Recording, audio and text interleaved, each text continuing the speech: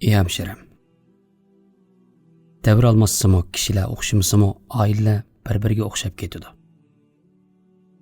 İman odam tabiatini rad qilmaydi, balki uni yetildiradi. Mijozni bir butun rad qilmaydi, balki uni tarbiyalaydi. Siz sahobalarning oilalariga kirib, ulardan o'rganishni yaxshi ko'rasiz. Ulardan oilangizda amallashtirishga tegishli narsalarni o'rganasiz. Sizni turmush haqidagi hadislar o'ziga tortadi. Chunki bu tanlangan kishilarning bizning hayotimizga ichilgan darisi.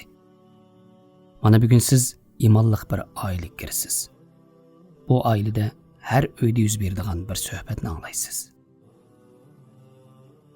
Bir kun Ummu Salama yo'ldoshi Abu Salamaga mundaq dedi. Men mundaq angladim. Qaysi bir ayolning yo'ldoshi vafot bo'lib, ondan u ayol uningdan keyin turmushga chiqmasa, Alloh u ikkisini jannatda bir yerga jam qildi ekan. Kagin, sen mendan keyin boshqa ayolga uylanmaslikka, men bu sendan keyin boshqa erga tegmaslikka va'dalashayli. Qo'shilamsan, dedi. Ha, bo'ladi. Lekin men o'lib ketsam, sen turmushga chiqqan, dedi. Va ey Alloh, mendan keyin Ummu Salamaga mendan bu yaxshi bir erni nasib qilgin. Uni g'amkin qilmaydigan, uningga azor bermaydigan er bo'lsin, deb duo qildi. Uzun o'tmay Abu Salama vafot bo'ldi. Ummu Salama o'z-o'ziga dedi. Abu Salamadan yaxshi kim bor? deb o'ylab, asla to'y qilishni o'ylashmadi. Vaqt o'tib iddat to'shqanda payg'ambar alayhisalom uningga elchi avatdi. Ummu Salama payg'ambar alayhisalomga "Marhaba ey Rasululloh. Lekin men kullamchi ayol. Kichik bolalarim bor. Ham egich aqllarimdan hech kim bu yerda yo'q", deb javob yo'lladi. Payg'ambar alayhisalom uningga mundaq deb xabar yo'lladi. "Sening kullamchiligingga kelsak, men Allohga duo qilaman. U sening kullamchiligingni ketkazadi. Bolalaringga kelsak, Alloh ularning ishiga kifoya qiladi. Egich aqllaringga kelsak, ularning hammasi menga rozi bo'ladi", dedi. Shunda qilib Ummu Salama Abu Salamadan yaxshi biriga emas, balki butun insonlarning eng yaxshisiga yotliq bo'ldi. Ey hemşirem. O'lganlar ketadi, tiriklar qoladi. Bir ayolning eridan keyin to'y qilishi yoki bir erning ayolidan keyin to'y qilishi o'zining sharoiti va ehtiyojiga asosan chiqaradigan shaxsiy qaror. Bir ayolning eridan keyin to'y qilishi uning vafosizligidan bo'lmaydi. Shuningdek bir erning ayolidan keyin to'y qilishi uning xotin purishligi yoki vafosizligidan bo'lmaydi. Bu hayotning qonuniyati. Bizdan burungi kishilar shunday qilgan. Bizdan keyingilar ham shunday qiladi. Halol ishlarda ayıplash bo'lmaydi. Har vaqt Allohning qonuni urf-odatning oldida turadi. Janob Alloh hargizmi xijil bo'lgan ishni yo'l qo'ymaydi. To'lim afsus kishilar bir-birini qistab qo'ydi. Ey hemşirem. Agar ayol kishi o'z erini aslab bolalarini tarbiyalashni tanlasa, umi o'zining tanlashi. Shundaqli bu taqdirlashga tegishli fidokorlik. Navoda to'y qilishni tanlasa, umi ham o'zining tanlashi. O'zining yoki erining oilasi tarafdan uni eringa vafosizlik qilding deb to'y qilishdan cheklash haqqi yo'q. Biz degan inson har bir odamning hayotda o'ziga tushliq ruhiy va jismoniy ehtiyoji bo'ladi. Alloh halol qilgan kishilarning gap so'zlaridan tortinib harom qilmanglar. Bir ayol agar eri tugab ketgandan keyin to'y qilishni tanlagan bo'lsa, to'y qilish u ayolga halol.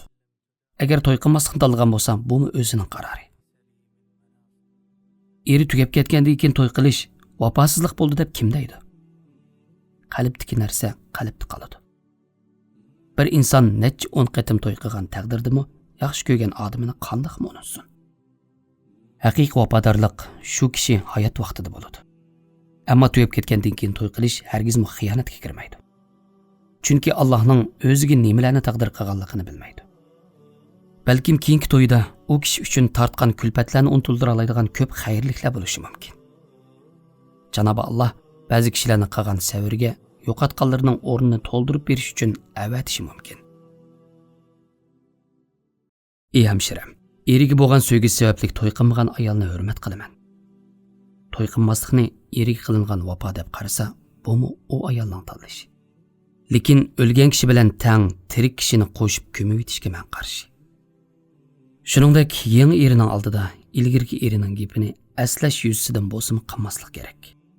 Bu turmush adablari qatoridan.